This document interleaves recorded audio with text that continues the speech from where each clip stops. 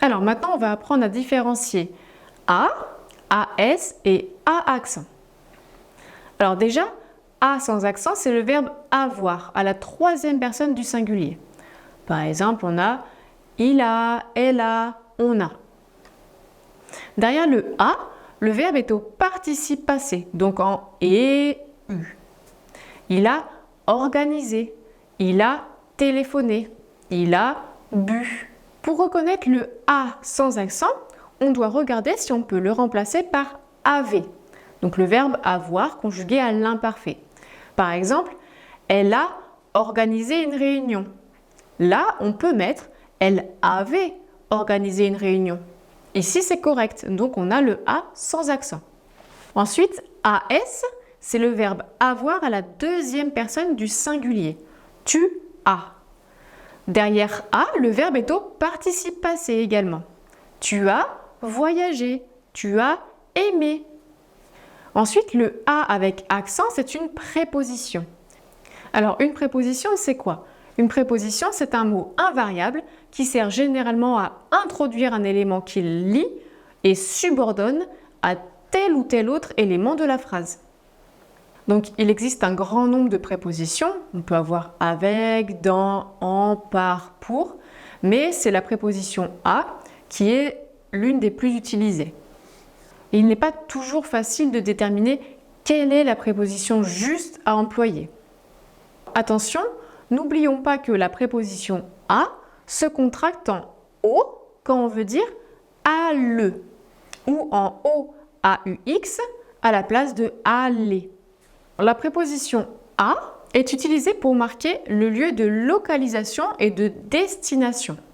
Donc quand il s'agit d'un pays, d'une région ou d'une ville ou même d'une île, on aura par exemple, vous voyez, Juliette vit à Québec et part à New York avec sa mère.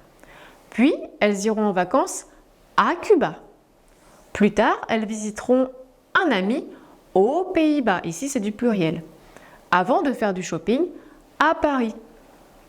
Donc là, par exemple, vous voyez, à New York, on introduit une ville. À Paris, on introduit également une ville. Alors attention, ça ne fonctionne pas avec tous les pays et toutes les régions. Si le nom du pays ou de la région termine par la lettre E ou commence par une voyelle, là on va utiliser la préposition en. Par exemple, j'habite en France. Je fais du tourisme en Italie. Je passe la fin de semaine en Estrie. Alors en sachant que pour Haïti, vous pouvez utiliser à ou en. Les deux sont admises. Donc par exemple, on envoie des secours en Haïti ou à Haïti. Donc la préposition à peut également être utilisée pour parler d'un lieu plus commun. Donc par exemple, les enfants vont à l'école. Mon cousin m'emmène au cinéma. Ici, c'est du masculin singulier.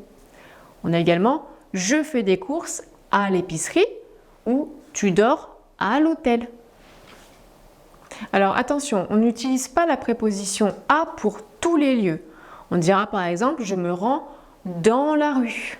Également, quand l'endroit est représenté par une personne, on va plutôt employer la préposition chez. Par exemple, j'emmène mon fils chez le médecin, puis chez le dentiste, après avoir laissé le chat chez le vétérinaire. Donc là, par exemple, on ne dira pas je vais au docteur, on dira je vais chez le docteur.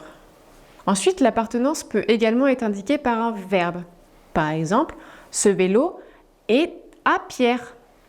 Damien ressemble à sa mère.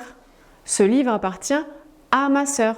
Vous voyez ici, la préposition suit le verbe.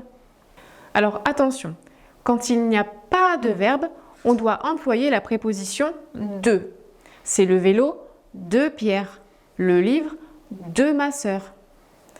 Dans ce cas, la construction avec la préposition à relève du langage familier et n'est pas correcte. On peut également utiliser la préposition à pour une distance et une vitesse.